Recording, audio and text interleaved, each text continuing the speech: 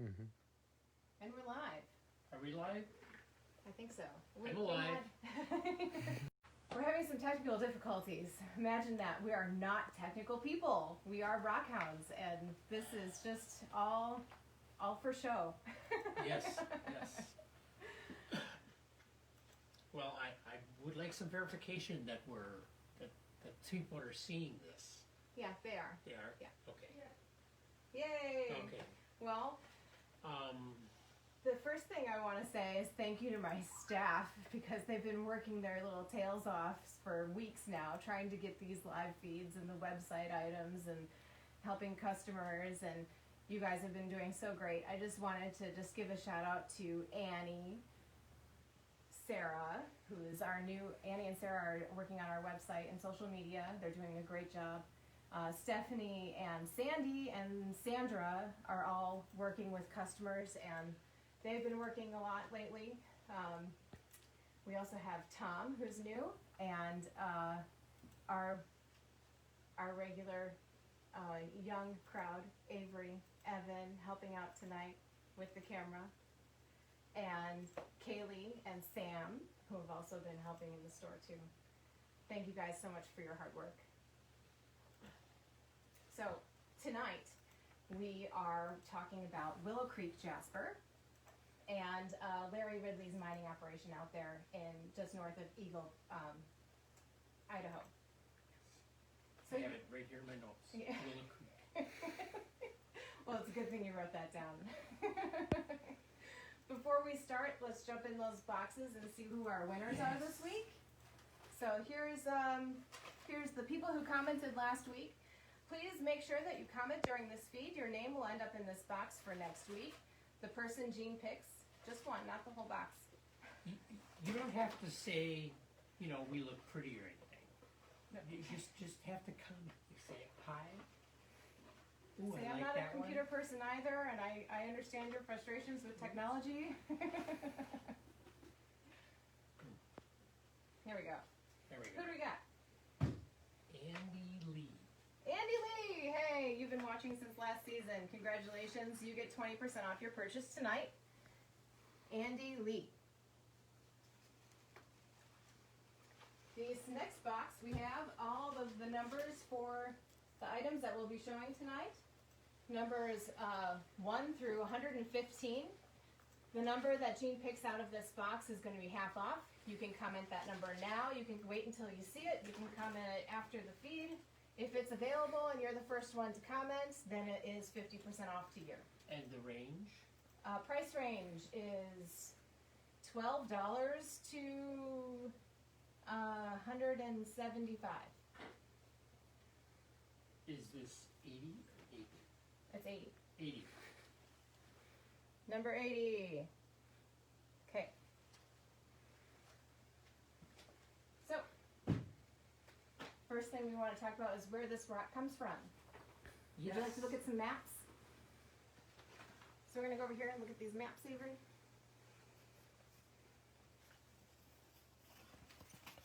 Oh. So this is a map showing Eagle, Idaho. Eagle is a relatively small town just on the northwest side of Boise. And the Willow Creek deposit is in this little square here. And you can see it's not very far. This is all dirt road, but it's not very far. And this blown up a little bit shows, you can see the excavations in the site. This is a pretty deep little canyon runs through there. Okay. And here's a satellite photo showing the mine itself. The road that comes in is dirt. There's a fence down here, and then it goes up past this little draw, curls around, and comes back down to the two major excavations on the claim. So this is where most of the jasper has come from recently. This is an older area that was dug years ago, but Larry has been digging it lately also. and these are blow-ups of those two areas. The colors of the jasper that come from this area are more varied, and the ones up on this part tend to be more purple. Okay. Thank you, Jean. Okay. So before we start with number one, Evan, you get it? Can you get it? So, can you grab it? Thank you. So this is how this works. We're going to show you some numbered items now while Jean and I continue talking about Willow Creek and its formations. If you do like something that you see, simply comment that number in the feed. The first person to comment that number is the winner of that item. We will be watching the feed with real timestamps after we're done, and we will contact you through Facebook if you were the first person to win that item. All right, so go ahead, Evan.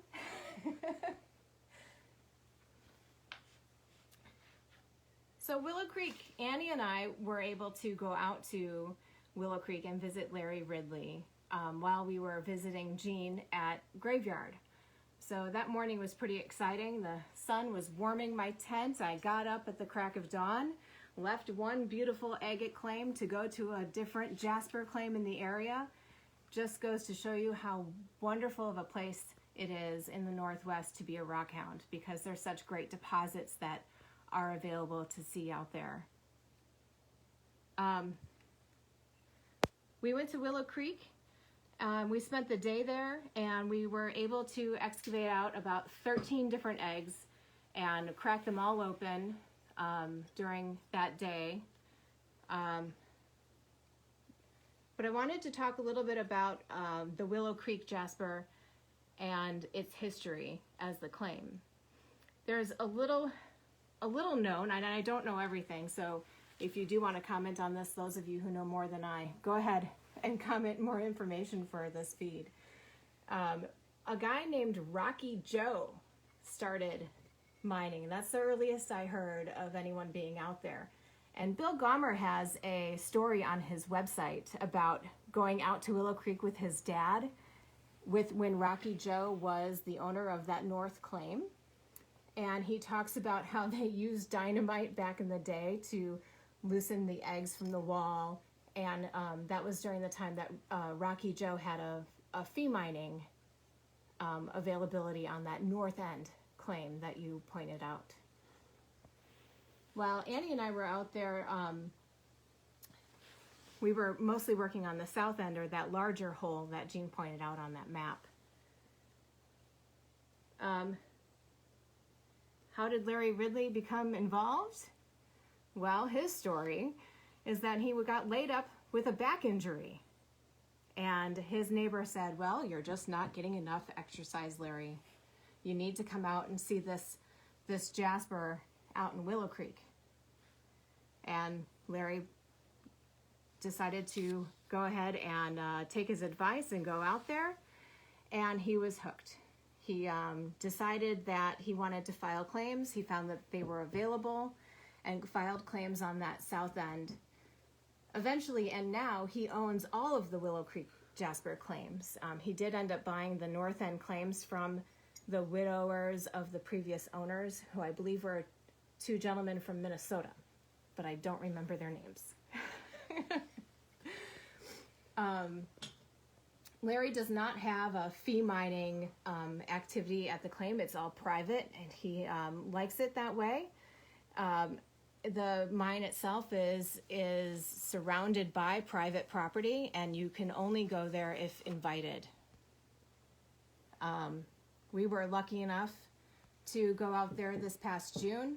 Larry, what a great guy. I think he spent about 3 or 4 days prior to us being there clearing out an area with success to show these eggs in the wall so that we could excavate them out while we were there.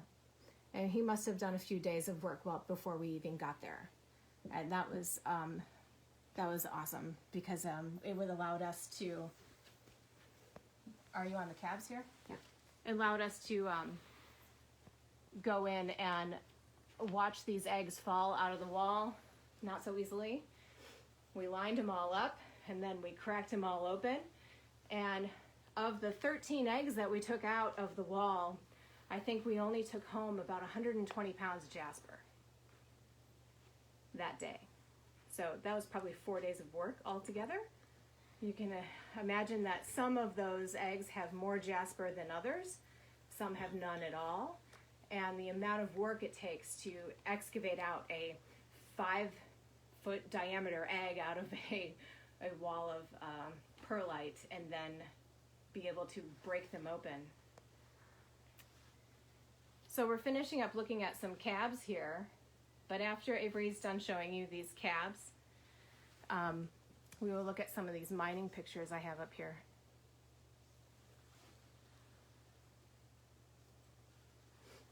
So I was out there in June, and I had been out there 6 years prior when we first did the first Willow Creek video on our YouTube station. If just a side point, if you haven't seen the mining videos that we've been producing lately, they are available on our YouTube station. Oh, thank you. So can you go close to these pictures?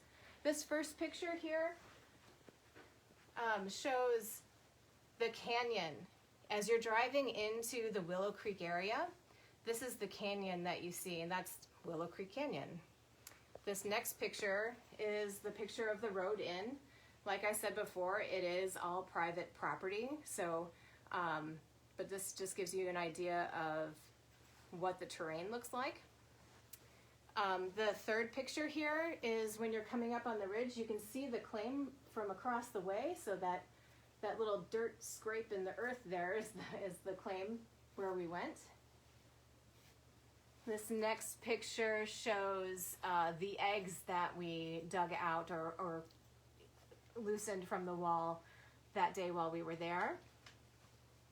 And for a size reference, I'm standing next to this one. I'm 5'6", so that thing is probably at least 5.5 feet wide.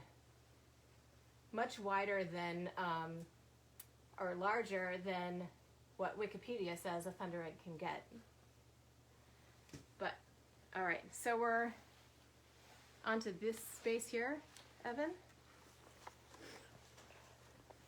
Do you want to say any more about the mining, or can we go into thunder eggs? Yeah, I would like to I hope everyone, or if you have not, are able to see our video, excuse me, of the mining operation. And because the deposit is in kind of the side of the hill in this canyon, Larry uses an excavator to locate the eggs. And I'll talk about thunder eggs in just a minute, but once the egg is found, then it's excavated out, and then the egg is broken through the use of a hydraulic ram. And Larry has that equipment there also. Larry has a unique mining situation. It's because he has all of his own equipment and he lives close by. He can mine it over a long period of time, which in this case is necessary because the yield for the amount of work that you do is very low.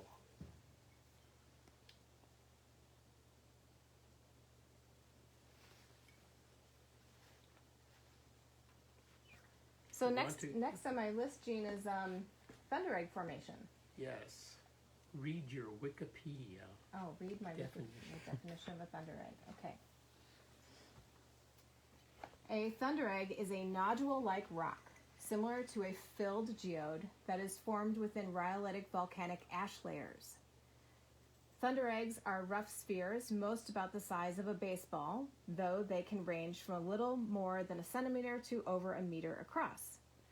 They usually contain centers of chalcedony, which may have been fractured, followed by deposition of agate, jasper, or opal, either uniquely or in combination.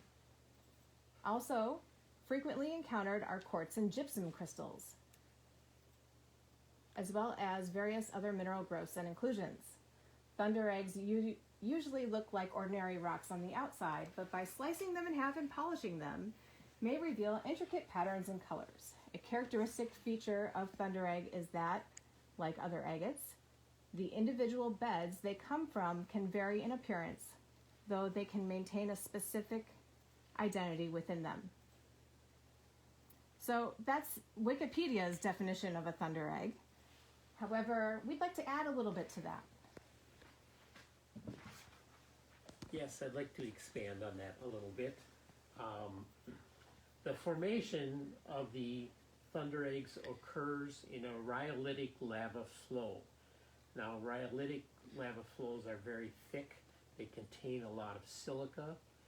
And as this flows out of the ground, the silica starts to collect and forms these little balls or blobs in the lava itself. Then as it hardens, the silica balls or blobs shrink and they solidify. Because they have nowhere to go, they crack from the inside and form a hollow cavity. It is this cavity then that later then gets filled in with whatever. And the cavity can fill in with any number of things. In central Oregon, where there are hundreds of thunder egg beds, most of the cavities are filled with agate. But there's one place in Oregon where the thunder eggs actually fill in with opal. And Dale Hewitt, who we talked about last week, has done extensive mining there where he mined with the Opal Butte thunder egg deposit.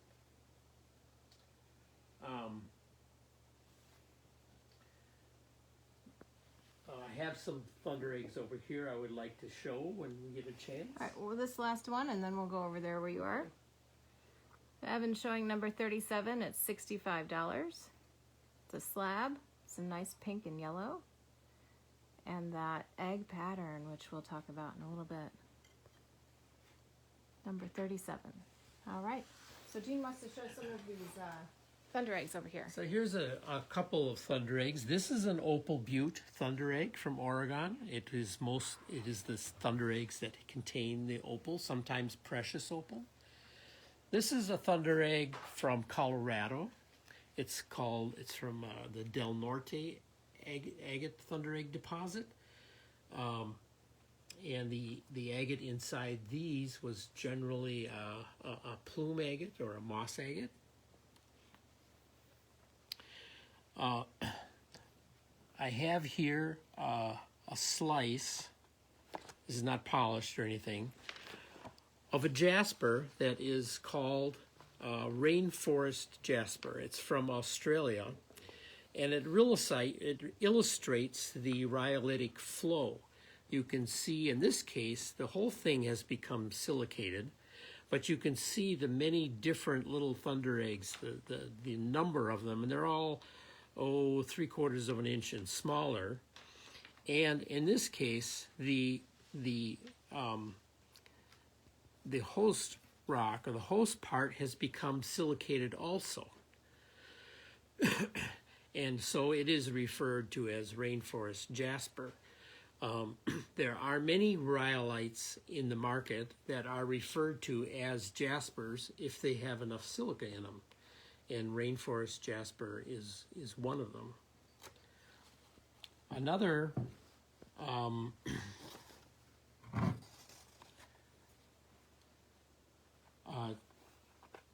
this is a piece of what is called mushroom jasper or mushroom rhyolite.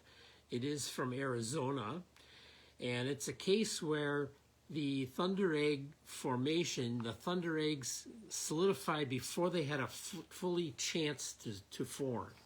So you can see that there's massive thunder eggs. You can see the form, the spherical form starting, but they never quite made it, and they all got grouped together.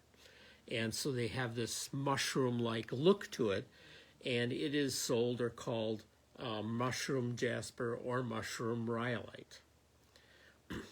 The term jasper is sort of a loose fitting if it has enough silica.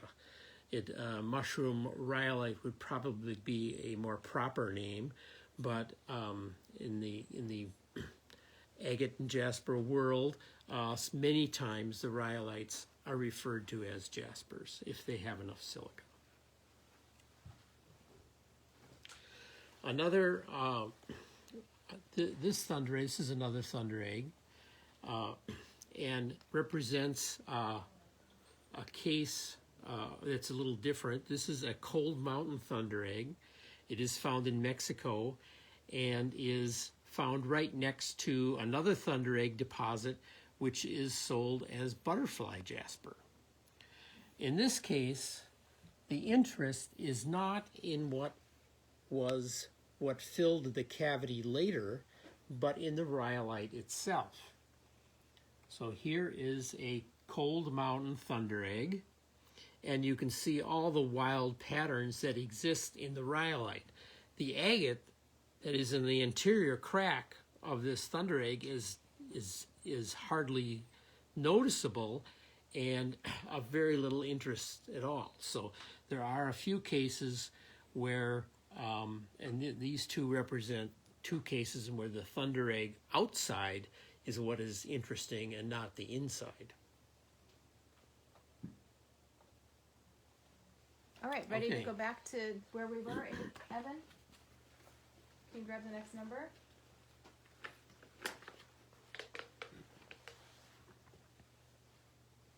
So back to some Willow Creek here. We have number 38 as a slab. $60. Some beautiful pastel colors in this. So we talked a little bit about a thunder egg. The thunder eggs that you see at Willow Creek can get very large. When I was out there, I asked Larry, what's the largest egg you've ever dug? And he said, the largest one was 10 feet by 15 feet across. And I can't imagine how many tons that equates to. Gary McFarlane could tell me. He knows the specific gravity of a foot of rock, right? A cubic foot of rock. That's an inside joke. Here's number 40. 75. This has a really interesting outside. You can see how the fracturing occurred and the silica was filled in.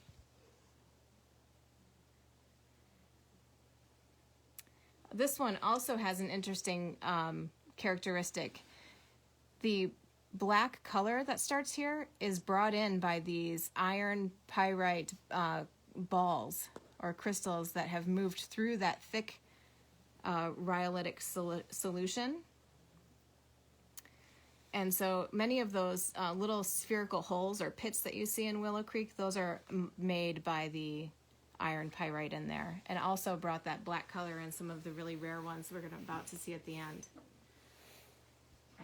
Eugenio, it is time to talk about fine jaspers, I believe. Oh. The Willow Creek jasper, formed in a thunder egg, is referred to as a fine jasper. In order to be a fine jasper, it is kind of defined as having a certain pattern that's an overlapping oval pattern. It may not occur in all the jasper, but it is prevalent in the deposit. And you can see in many of these pieces these kind of hill-type forms. They're not the same hill-type forms that you see in picture jaspers. It is a different kind of formation. There are 5 or so fine jaspers that have been commercially mined and are in the market enough so that people know them very well. One is the Willow Creek jasper. The most famous one, of course, is Bruno jasper. Blue Mountain is a fine jasper. Morrisonite is the other one. And the last one is the Royal Imperial jasper from Mexico. All of these jaspers exhibit this overlapping oval pattern. It's important to note, I think, that this form is not a result of the geological condition in which the rock formed. In other words, it doesn't matter that Willow Creek jasper is a thunder egg or not. It has this overlapping oval form. Morrisonite is formed in veins. Blue Mountain is in nodules, and Imperial jasper is in both. Bruno jasper is a thunder egg also. All of those jaspers are fine jaspers, but the fact that it's a thunder egg or a vein makes no difference in that formation. So the formation itself is a result of the jasper formation, of the forming of the jasper itself. And I will talk a little bit more about that next week when we talk about a little bit about Bruno jasper that Jake spent a lot of time digging.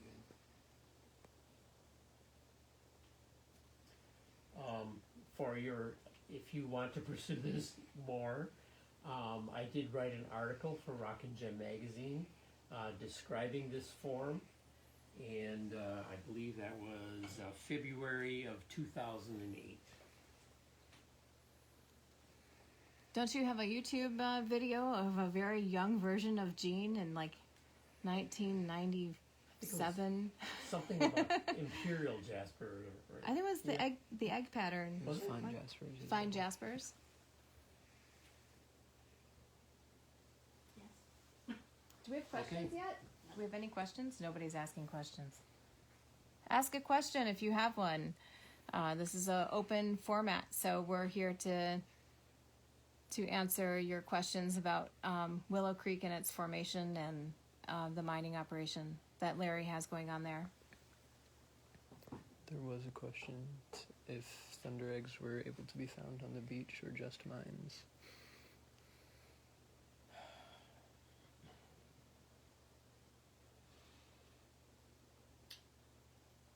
I think that's upside down. There you go. Now we have hills. I don't know. It's all in the eye of the beholder, really. How much for Gene's hat? How much for Gene's hat? Well, that hat has seen some rock, hasn't it? This next one, we were talking a little bit more about how Willow Creek's patterns are so artistically laid out. Gene and I actually put Facebook posts up this week, both instead of choosing. We put them up independent of each other, not asking each other what the other did, what the other person did, and we did the same thing. We both chose to do close-ups of the Willow Creek to show its artistic patterns instead of the whole pieces, and I think that there's something to say about the patterns you find in Willow Creek because of that. Go ahead, Gene. Say something about the artistry of Willow Creek. Not yet. Not yet. There was a question make us wait. raised about where the thunder eggs come from, and they are very well known in Oregon, of course, because there are hundreds of thunder egg beds in Oregon. But it has to do with the formation of this rhyolitic lava, or this rhyolitic lava being extruded from the earth. Whether or not thunder eggs could be found alluvial is a matter of just the erosion. I imagine maybe on the Oregon coast, if thunder eggs get eroded out of the mountains and washed down to the gravels near the ocean, that they could be found there. Or if you happen to have a thunder egg bed that was right along the coast, they could be found there. But usually the thunder egg beds are not real large, and they may be 2 or 3 feet thick, or as big as 6 or 8 feet thick. In the case of the Willow Creek, the thunder egg beds have probably been altered and tipped sideways. The Del Norte thunder egg that you see were in layers tilted at about 40 degrees into the ground. How old is Willow Creek? I don't know if the geological rock has been tested age-wise. I don't know. Does it have opal in it like the thunder eggs? They can have opal. They can have opal. Larry said that there's that perlite deposit there. Part of it is black and part of it is yellow. And the yellow part of the mine, where the ash is most yellow, is where he finds the eggs that have jasper in them. And he said that he's found some eggs in the black part of that perlite, but most of them have opal. But the deposit is itself is different than a lot of the other thunder egg deposits in Oregon, because it's not horizontal. A lot of the thunder egg deposits in Oregon, and Mount Hood, and what's the other one? Friday Ranch. All of those. Friday area. Those thunder egg beds are on a horizontal plane.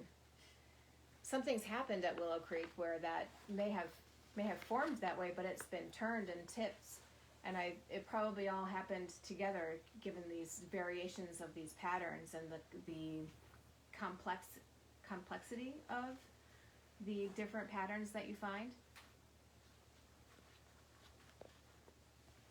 Do you have a phone charger, Annie? We're about to die.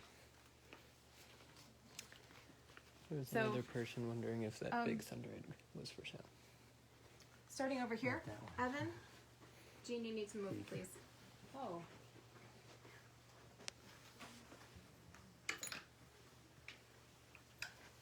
So our camera wasn't working, so we switched to a phone, and now our phone's about to die. So if that happens, we're going to jump on a different phone and go live again, just to prepare everyone, because this is a live feed and things don't happen as planned.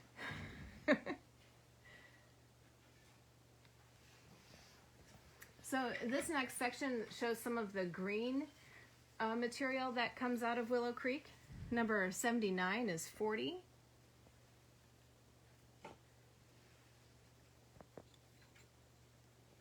If you turn that one the other way, Evan, do you see a picture in there of northern lights? It's amazing how artistry can be seen in these thunder eggs. Oh, Jean has another example of artistry in a thunder egg. I'm just butting in. Okay. Okay. Gene has this little picture frames cut out, and he's going to show you how he would frame that out for one of his intarsia pieces or something. What are you doing here? Yeah, this is the one you like too. That little swirl in there is really cool. That's the piece of, I did one close-up on the post about this event. If Allison is looking at that, she should buy that one. That was the one that was half off. No. Yeah. Yeah. Can I put my number in? You did not comment on time, Jean. I'm sorry. So number 81 is 130. If I say it, Evan, you can go ahead and flip it right away. Okay. Do we have another question, Annie? Oh, a charger. Yay. We're not going to die. We will get through the Willow Creek live feed. Here's my squid.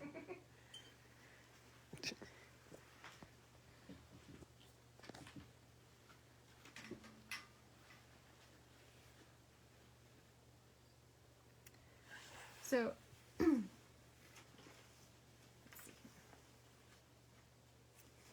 asked Larry when we were out there about his mining operation and his plan he has with the BLM, because I always remember my dad saying about graveyard, you can only disturb an acre of land at a time, and that's what is written in our plan with the BLM. But Larry's plan, he's able to keep that mine open throughout the year. He doesn't have to reclaim until he's done mining, which could be for years from now. Are you butting in again, Jean? Somebody said there was a cat in there. There is a cat. Number 84 is 95. Full egg pattern on this one. We're not getting the light. Okay. We'll get to your drawings. Jean wants to draw. We're going to take a break for drawing time with Jean. Will you come over here? There we go. You can't stand in front of the light. You got to stand on the side of the light. We're just focusing on that light. I wanted to talk a little bit about it's formed by the shrinking part of the thunder egg. So if I have 3 thunder eggs here.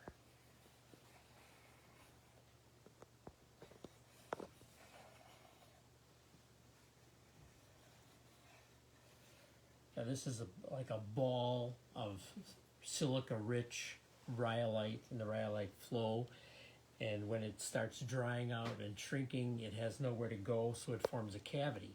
It breaks and shrinks, and there are 3 sort of groups that form here. And there's one that forms as a lens. So it forms the cracks like this, and this is the cavity. Probably the rarest one is one that forms kind of like a triangle. So you have a triangular cavity, and the most common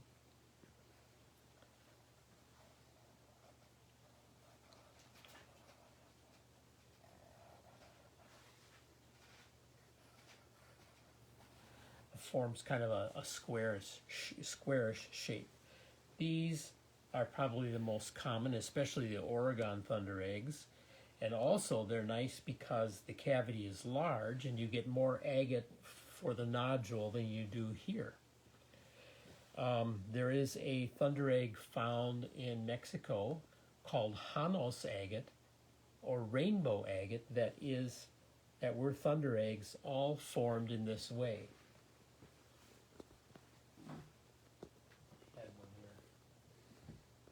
Oh, I moved it over there.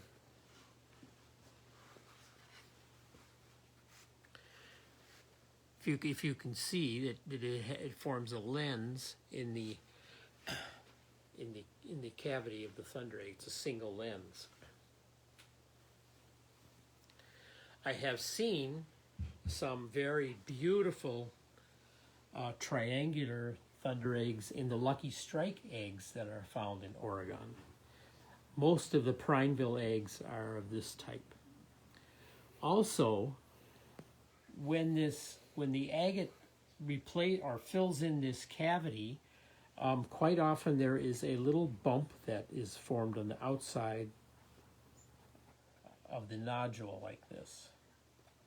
That can actually be seen on the outside of a complete thunder egg and can tell you where the agate comes to the surface of the nodule. So you can actually plan some cutting that way.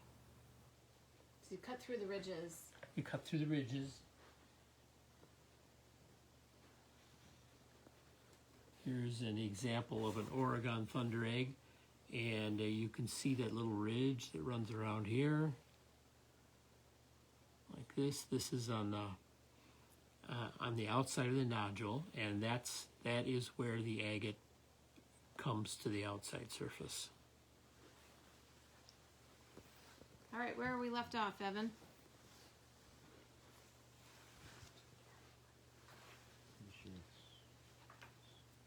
Number 85.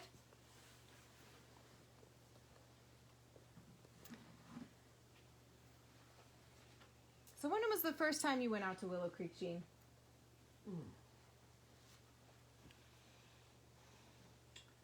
I was there when the two guys from Minnesota were opening up the deposit. They rented a D8 dozer. And they were just on the north end? Just on the north end. Right? Yeah. So that must have been after Rocky Joe. Yes. Yeah. And what did they do? They didn't know what they were doing, so they had the dozer pushing out eggs, and then they had a hydraulic ram there and broke them open. So when Larry got out there, he started working on the south pit right away. Right. And Annie captured a wonderful story from Jake while we were out there this past June about Jake and Larry's mining together way back in the early 80s. Jake had mentioned that he went out, they met in Quartzsite, or I think it was Quartzsite, and they talked about working together, possibility of working together at Willow Creek. And Jake had said, well, I can show you how to move those eggs off the wall a little faster than what you're doing. Hire me for a month, and I'll take some rock and pay. And if you want to hear the rest of that story, I should just direct you to YouTube, even though I want to tell you it. Talking with Jake and his mining stories are... What are you doing? That's my favorite piece. That's Jean's favorite.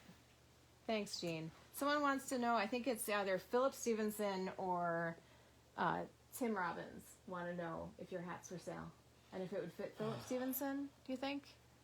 Do you think his head is as big as yours? You're going to have to wait a month or two. What is that supposed to mean? Before he gets a new hat.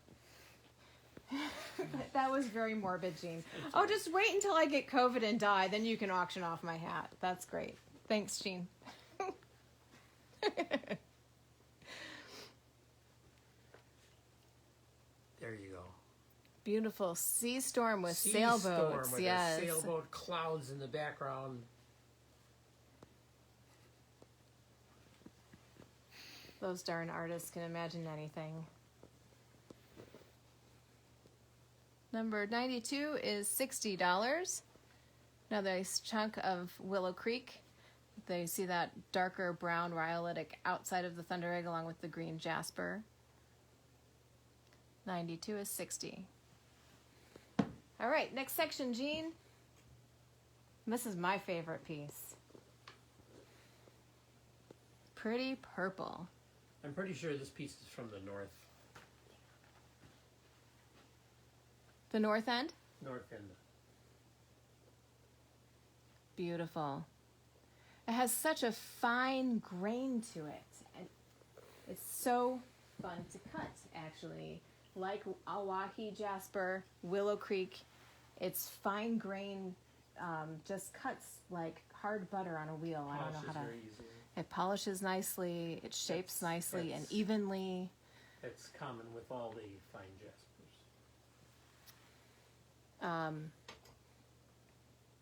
So what? Tell me about these pieces here. Why are they unique?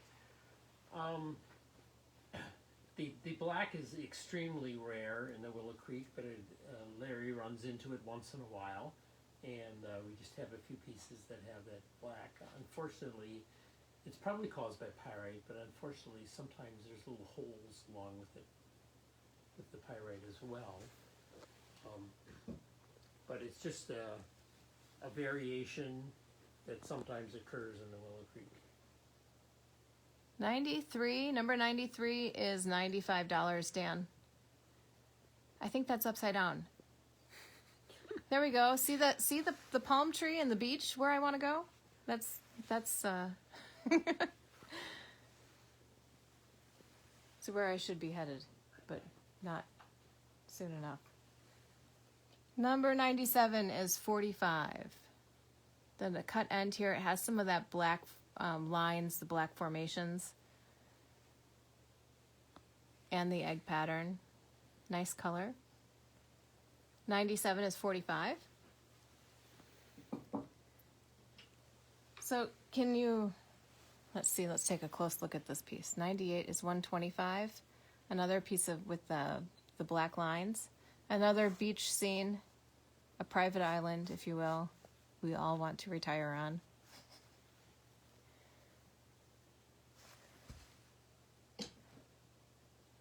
Oh, there we go. Yeah, 99 is 40. This piece has some really interesting color combination. It looks like a piece of morrisonite ran into a piece of imperial jasper.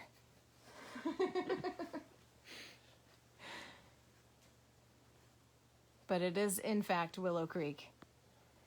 And some of these fine jaspers do have similar patterns to them. We talked about the egg pattern, but we didn't mention the striations that you see in Willow Creek, as well as morrisonite. You mean the streamers? Yes, Yeah. these lines that go all the way across the piece. The streamers. You see it a lot in Jake's Place morrisonite. And we have a few pieces of that coming up next week. How often does Larry mine the jasper? How often does Larry mine the jasper? He works all days he can during the summer months. He does break during the fall and prepare and go down to quartzite still, I believe. Right, Jean? Yes. He gets in as soon as he can in the spring. He has to wait for the roads to dry up. And he sometimes has to pump some water out of those holes too, because he's dug so far down that the water has to be pumped out in order to dig farther down. It just has no drainage point right now. Oh, look, you fixed it, Evan. Thank you. Good job.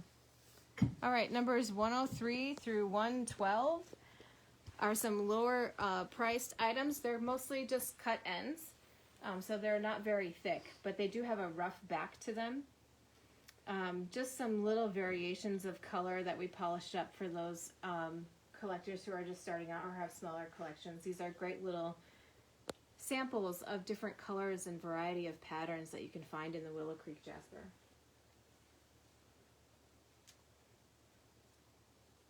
We don't have very much more to show, so maybe we'll make it through on this battery.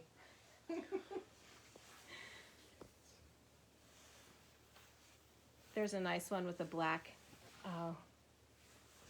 marking. Looks like a flower.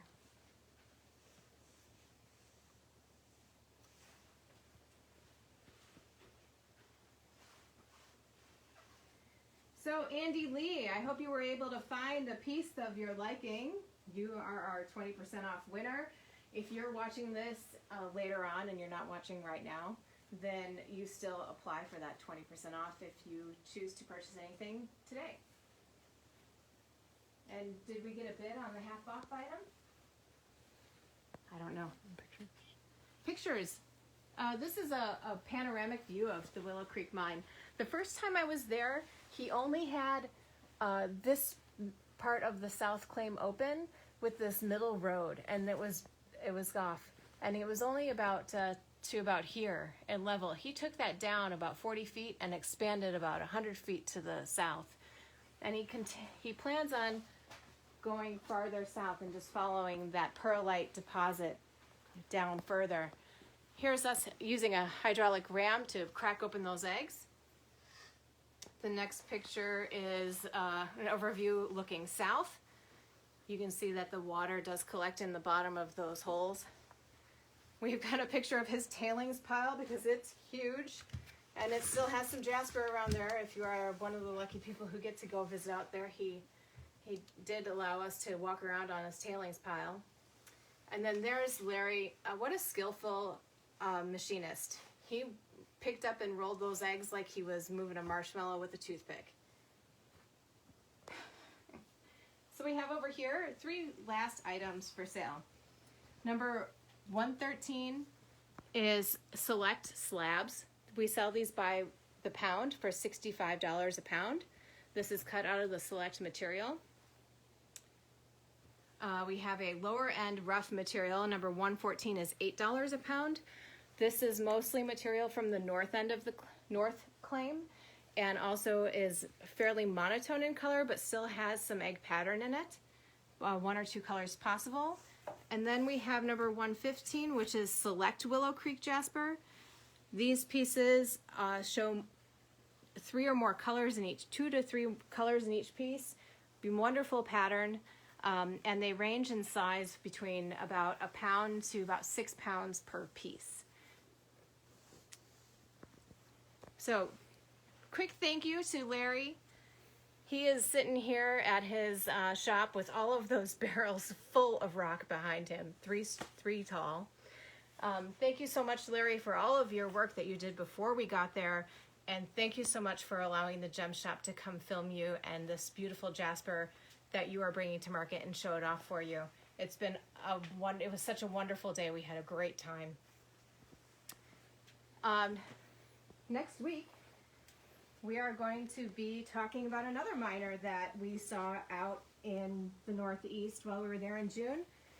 His real name is Daryl Jacobitz, but most people who know him call him Jake or Miner Jake.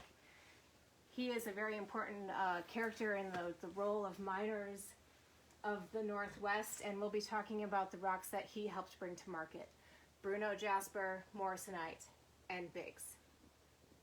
Rocky Butte. And Rocky Butte. Well, I don't have any of those pieces here. All right. Not those. Can you go down the poster? Awesome. Thank you so much, everyone, for joining us. Thank you for putting up with our technology issues. See you next week.